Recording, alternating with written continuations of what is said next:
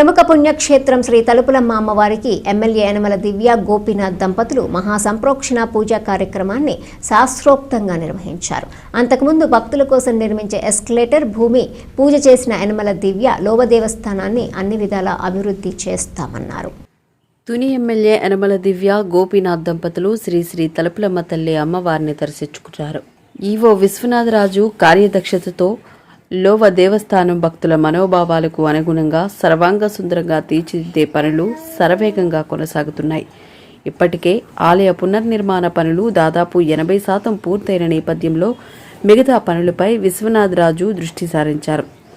మెట్ల దారి వెంబడి అమ్మవారి దర్శనం చేసుకోలేని భక్తులకు ఎస్కలేటర్ సదుపాయం కల్పించాలన్న ప్రతిపాదనను ఈవో విశ్వనాథరాజు ఎమ్మెల్యే యనమల దివ్య ముందుంచారు.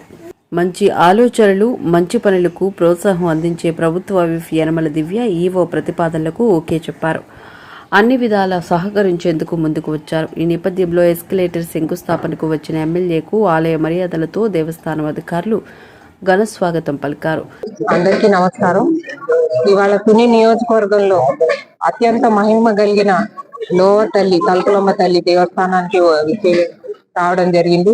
ఇక్కడ ఎస్కలేటర్ ఒకటి ఏర్పాటు చేస్తున్నాము. సో దట్ మన వృద్ధులకు కానీ ఎవరికైనా సరే ఎవరైతే వస్తారో వాళ్ళకి ఎటువంటి ఇబ్బంది లేకుండా, పెద్దవాళ్ళు పేషెంట్స్ ఎవరైతే వస్తారో వాళ్ళకి ఎటువంటి ఇబ్బంది లేకుండా దాదాపు 3.5 కోట్లతోటి దేశంలోనే ఒక వన్ ఆఫ్ ఇట్స్ కైండ్ గా ఒక ఎస్కలేటర్ నిర్మిస్తున్నాము.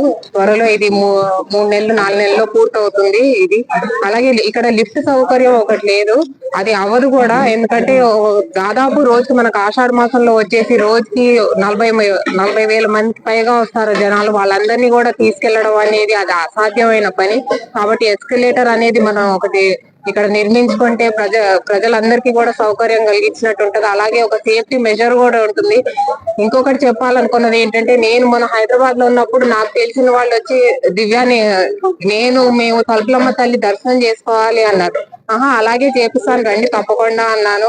లేదమ్మా మాకు తలుపులమ్మ తల్లి మొక్కుంది అన్నారు. నేను మొక్కు అంటే నేను ఆశ్చర్యపోయాను. అంతలాగా మన తలుపులమ్మ తల్లి మహిమ అంతలా చాటింది. కాబట్టి రాబోయే రోజుల్లో మన ఇరుగు పొరుగు రాష్ట్రాల నుంచి కూడా చాలా టూరిజం పెరుగుతుందని ఆశిస్తున్నాము. ఈ తాకిని అంత తట్టుకుంటుందని మనం ఇవాళ ఎస్కలేటర్ అనేది, అలాగే రాజగోపురం మందిరం స్టెప్స్ గాని దాదాపు 365 లక్షలతోటి మనం ఇది నిర్మించుకుంటున్నాము. దీనికంతా మీ అందరి సహకారం కూడా ఉండాలి. ఒక 4 నెలలు ఇదంతా ఆషాఢ మాసానికి తయారయ్యే విధంగా మేము అందరం కూడా ఆలోచిస్తున్నాం. స్పెషల్ గా మన ఈఓ గారికి మనం థ్యాంక్స్ చెప్పుకోవాలి. వారి స్పెషల్ ఇంట్రెస్ట్, వారి భక్తులకి ఎటువంటి ఇబ్బంది కూడా కలగకూడదని చెప్పి వారు ఇంట్రెస్ట్ తీసుకొని మరి ఒక మల్టీనేషనల్ కంపెనీని ఇవాళ ఒక టెండర్ పిలవడం జరిగింది. ఎవరైతే శాంక్షన్ అవుతారో వాళ్ళందరూ కూడా మంచిగా సేఫ్టీ స్టాండర్డ్స్ పాటించి వేస్తారని ఆశిస్తున్నాను. Thank you.